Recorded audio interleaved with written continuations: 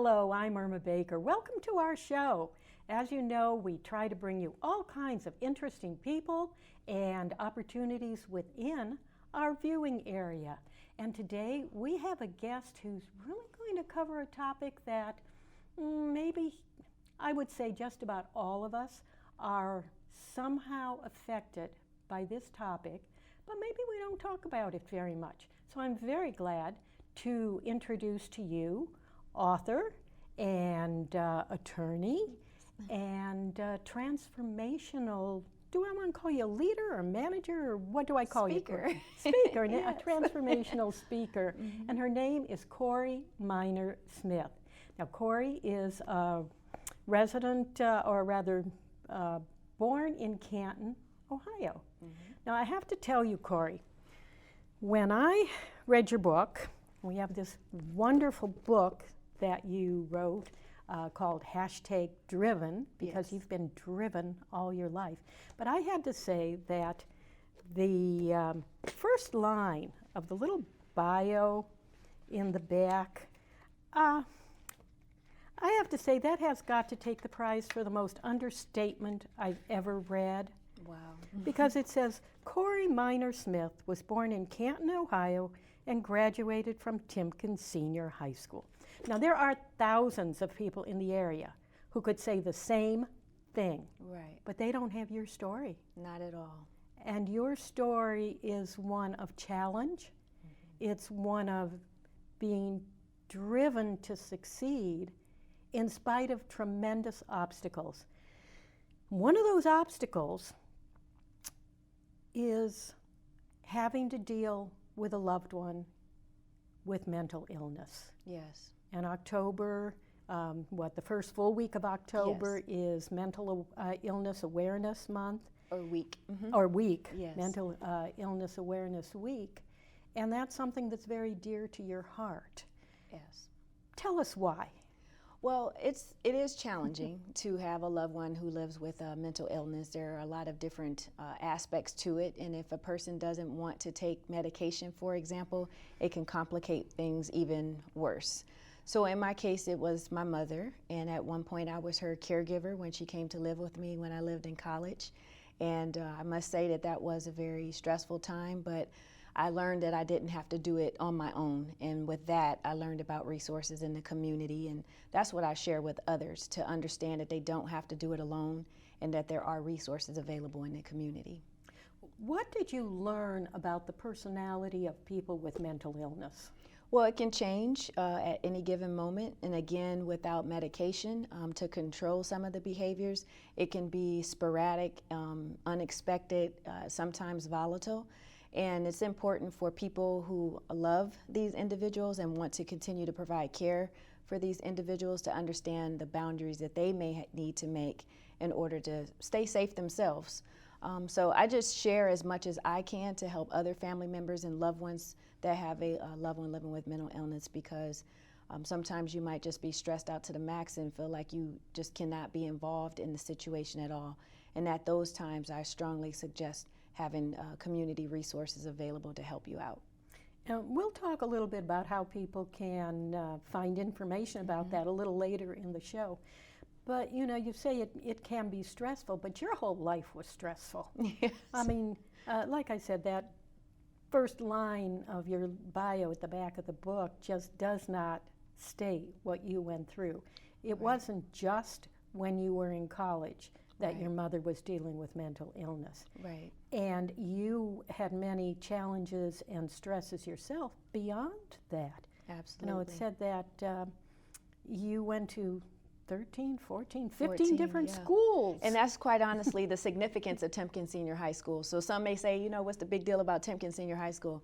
But it's important to me because it was my 14th school, and it was the first time that I went to one school for a full school year, and ultimately I graduated from Timpkins Senior High School. So it's significant. It will always be significant, even though it's no longer in existence. But the teachers who were there that helped me, my guidance counselors that were there that helped to pave a path for me in knowing that there were possibilities and opportunities for my future. And I really will never be able to thank them enough for that guidance. we don't know until we're well past school days just how much we are influenced by our teachers. Absolutely. Because I've reached out to my teacher.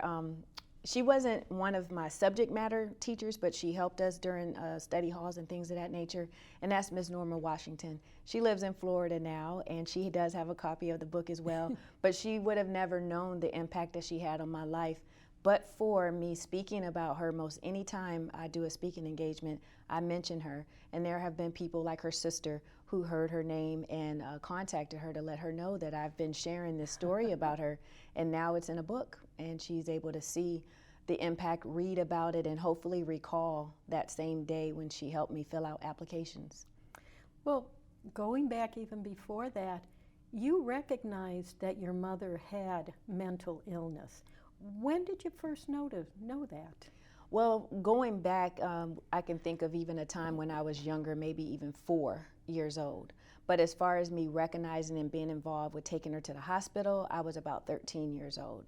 And at that time, she was diagnosed, and my family and I just, tried to put pieces together and continue to move forward because at that time I was in high school and I needed to have a place to stay so that I can continue to go to high school.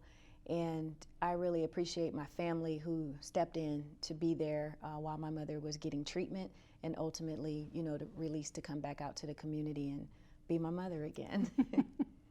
So you always loved your mother? Absolutely. I love both of my parents. There's a lot of obstacles and challenges with both of them, but it has taught me a lot and definitely taught me resilience. So I've applied that throughout, and I am just driven. I mean, that's why the book is titled that, because it's showing so many of life's obstacles, but in one life. A lot of people can say they went through divorce and a death of a loved one and maybe even a transient lifestyle, but to have all of that in one life, I'm just open to share it because it shows people that it is possible to succeed if that's what you want to do or whatever goal you want to achieve. It may not be easy, but it is possible. Well, when you talk about challenges in your own life, I mean, you were at what, 4 years old, 5 years old, flying cross country Yes. by yourself because your mother was back here in Canton or she was down in Houston, Texas, but your dad was out in California. Correct. And we all started there. We moved there to be as a family. It didn't last, long. So ultimately, I did live in 8 different households, and I count that with each parent, my grandmothers, and then friends and family members that took me in at different times in my life. And I truly appreciate all of them helping me to get through all of those different challenges. So, and as you mentioned, the 3 different states, and then ultimately 14 different schools.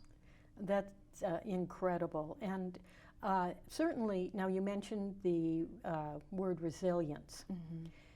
Do you think that resilience is one of the pieces that maybe people with mental illness grapple with? Probably, because it's just a matter of like giving up sometimes. I talk about in the book just thoughts. We all have thoughts at any given time, and sometimes those thoughts can become so overwhelming that we don't have the resources and tools to deal with them. And that's when it's important to know about those resources in the community. We share information. We just recently went through Suicide Prevention Week. And individuals who may feel like they want to take their own lives, knowing that there are hotlines that they can call to just talk to someone about whatever they're thinking about at that time that seems to be insurmountable, that they can't make it through, and understanding that they can just talk about it and make it through. That's an incredible stress on people. Yes. To be able to, or rather not to be able to talk to someone. And very often, the stress of the situation is so much so that the family member is having a hard time being open to the person with mental illness. Yes, it is very challenging, and it does take patience. Just each day, if my mother is having a difficult time, I am one that she will call upon. I'm her only child, and many times I'm the subject of her anger as well as her happiness.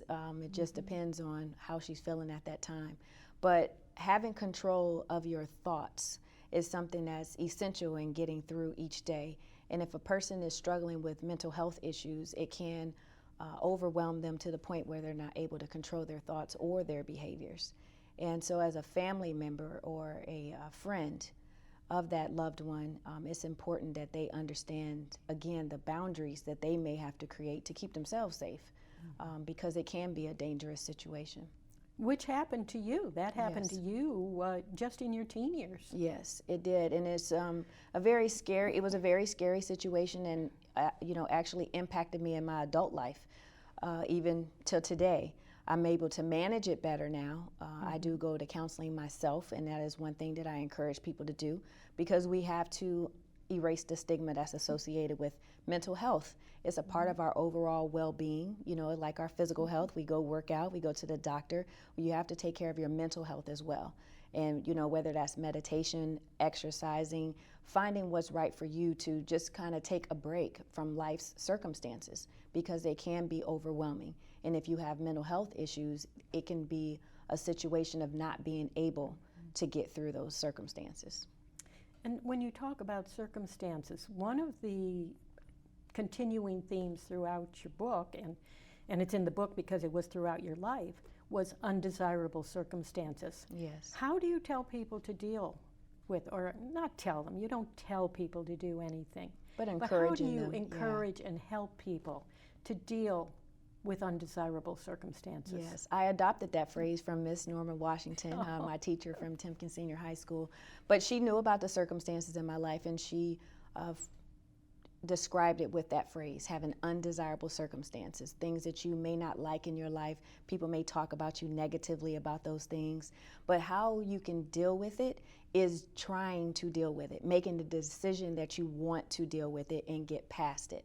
Because if I focused on all the schools I went to, for example, being the new person almost all the time, I could probably be a shy person, introvert, not necessarily wanting to adapt to my environment. But I found it beneficial to adapt to my environment, any environment, where ultimately going to those 14 different schools, I was able to make friends or easily, create associations to get me through maybe only a month that I would be at that school before I would go to another school, or the households that I lived in, because it wasn't even family sometimes that I lived with. And you have to learn the rules and the household responsibilities for each household in order to continue to stay there. So if anything, it has taught me being adaptable to my environment. And I think undesirable circumstances helps individuals to know that they can make it in most any circumstance, because if you can get through one hurdle, then it builds up your strength to get through other hurdles in life. Because life is going to come with challenges each day. No matter what level of success that you reach, there are always going to be problems. So a part of my transformational speaking is helping people to turn their problems into power. Power to excel, power to advocate and encourage others to get over their problems, and ultimately just empowering other people. And that's why you called your website Corey Empowers. Yes. Yes. Yes. That was a branded name by Whitney Prather. She's helping me with my brand, but ultimately that's what I'm trying to do with my story, empower other people. I think it's important that we take our circumstances, find the power within that, and then ultimately use it to empower others. So sometimes I may need to be empowered by other people. I am not beyond having issues that I need help with as well. So when I may be low, my friends may be high, and they're able to help me. When I'm high and they may be low, then I'm able to help them. And I think that just helps people to get through each and every day, whether it's a circumstance of unexpected job loss, unexpected death. We have issues that we will face each and every day, and we have to be able to continue to move on with our work day, with our school day, or whatever it is that you do, volunteer, because the people that you serve ultimately need you to continue to serve in order for them to have their needs fulfilled. So learning how to turn your problems into power, I think, is essential for all of us to continue on and have successful lives. Not only is it necessary for us to have that, but that's what also gives us the ability to help people who do have mental illness. Right. And one of those things is, how do you get beyond the stigma of mental illness? You mentioned it a few minutes ago, and just I think just why and talking what? about it, just talking about it, you know, the very fact that people don't want to talk about it, they don't want to talk about that family member that stays in his or her bedroom all the time, even during a holiday gathering at a particular house. No one wants to talk about that family member that you may see walking along the streets of downtown in whatever city, USA. No one wants to talk about that person who may be driving down the street with all kinds of things in their car. Hoarding, for example. You don't want to talk about it. Maybe you don't want to associate yourself with that person. But I believe it's important that we talk about it. Like, that's a number one step in addressing the stigma. Talking about it, letting people know that it's okay not to be okay, and ultimately knowing that there are resources to help you through those times where you're not okay. When you come right down to it, the person who is suffering from mental illness may not have the capacity to look for those resources, Right. or to even recognize that they're out there, or maybe so down or so even euphoric that it doesn't register with them. Is that where family and friends, the people who have built up the resilience, is that where they come in to be able to help? Yes, and even community resources like organizations, mental health organizations, because it can be overwhelming to family and friends as well. But I feel as far as trying to help, it's essential for that person to want the help and to allow the help. When you're in a situation where the person with mental illness does not want the help, it can complicate matters to a very high extent where you won't be able to do much. In some circumstances, you may have to consider probate, where there's a guardianship involved, and that sometimes can lead to involuntary commitments in order to get the person stabilized. We want people to live independently and learn how to live independently, but at the same time, there are times where individuals have to be involuntarily committed. And unfortunately, my mom has gone through that a number of times, but it's fortunate in that it gives the opportunity for her to be stabilized and then come back out into the community. And with the family having the opportunity to work with the mental health agencies, it helps to build a support system to keep the person, you know, working if they want to work, living on his or her own, and then ultimately at the time they may decline again, being prepared to meet those challenges. It's such an important and yet challenging situation to be in. It really is difficult. You experienced it personally, so you are speaking from the heart as well as the head. And present tense. I still am experiencing it, and my family and I, we just work together as much as we can with community organizations because we cannot do it alone. An important issue that a lot of people with mental health issues face is eviction. And once there are a number of evictions on your record, you know, property owners don't want to rent to those individuals, which could complicate things even more. So it is important to have a network of resources, you know, whether it's friends that have properties that are willing to rent when others aren't, or just having a system in place working with the mental health agencies. Oh my gosh, there is so much to be involved with, and let's try to help people who are viewing us right now. Let's look at some of the resources that are out there, not the resources so much as the steps that people can take. And I was very interested in the first slide that we have, you know, when someone you love has mental illness, what can you do? And I was really kind of surprised when you said the first thing is pray. Yeah, I do strongly encourage prayer, you know, meditation, whatever it is that you can connect to a higher power, higher than you. And for me, it's prayer. And I think it's important for you just have a resource to tap into because it can be draining. I am not here to profess that this is an easy situation, but I am here to encourage people to hang in there and to continue to be a part of their loved ones' lives. sometimes people feel like they blame the family first and foremost when they see someone, for example, walking the streets each and every day, not understanding what the family may try to do on a daily basis to help that person. So it's important for those family members and friends who want to be there that they really, really, truly rely on the resources that are available, because it's overwhelming for sure. And certainly prayer is a way to go beyond yourself, maybe. Yes, absolutely. So, what's the next point? Educating. And I'll refer to my book as well because it is in the book. But I believe it's important for a person to educate themselves, him or herself, about the illness that their loved one may have, or it may be multiple illnesses, and to have realistic expectations. So we can't say, a person has a diagnosis and we just take your medicine and everything will be better. That is not the case. It is a matter of taking the medicine. It is a matter of perhaps counseling, and again, those services that may be in place with mental health agencies that can help give the wraparound support that a person may need. So it's not just take your medicine and everything will be okay. We have to have realistic expectations and meet that person where he or she may be. And it could be that your own expectations are ones that you want to believe that the medication will work. Right. Because you want to believe that stress is going to be lifted or relieved in your own life. Right. So you think, oh, please, take the medicine. Do it, do it, because then I'll feel better. Right. And understanding that once the person takes the medicine, he or she may feel that they're doing just fine and don't need it anymore. And it really creates a vicious cycle. So I know I keep stressing the point about community resources, but organizations like NAMI, the National Alliance on Mental Illness, those organizations are essential for the services and resources that are needed. My number 3 point, is to maintain current contact information for local mental health and law enforcement resources.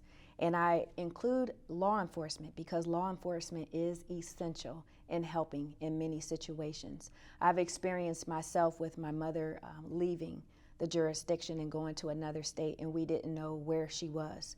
And it was with the help of law enforcement from multiple jurisdictions to help locate her and bring her back.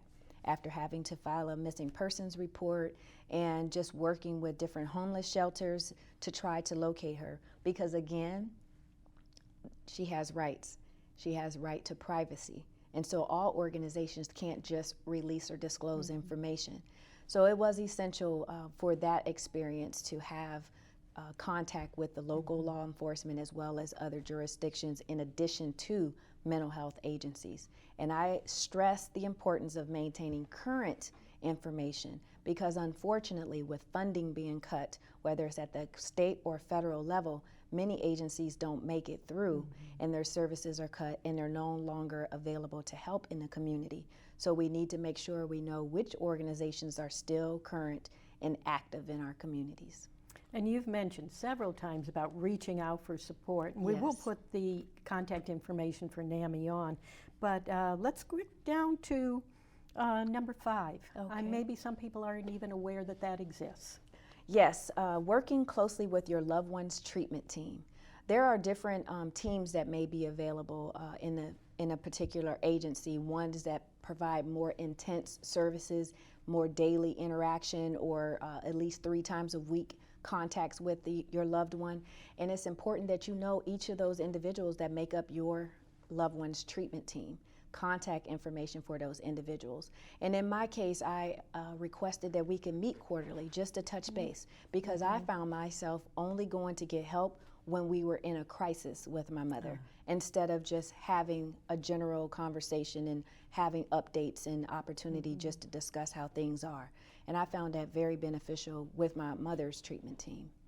That's so important. And as you said, the resources. So let's see the contact information now for NAMI. For NAMI. So you can text with your cell phone NAMI to 241-241, or you can call 1-800-950-6264, or you can go to their website, which is NAMI, NAMI.org. So One last thing I want to ask you. Sure. How do people get in touch with you if they'd like to have you come and speak to them? Sure. Well, they can simply call 330-452-9937 or go to my webpage, which is CoreyEmpowers.com, CoreyEmpowers.com. And I'm on all forms of social media, Instagram, Facebook, Twitter, and the like. So there's no problem Right. in finding you. And you are available to speak to groups Yes. and organizations and such. Yes. Corey, it has been such a flying time. It went by afternoon. fast. Yes. So thank you so much. Thank you so much for coming and being on our show today. And thank you, everyone, for viewing it. Yes. We hope that you have learned something new today and perhaps something that will help you in whatever life situation you find yourself in. So for us here at RSVP, thank you so much for tuning in and have a wonderful day.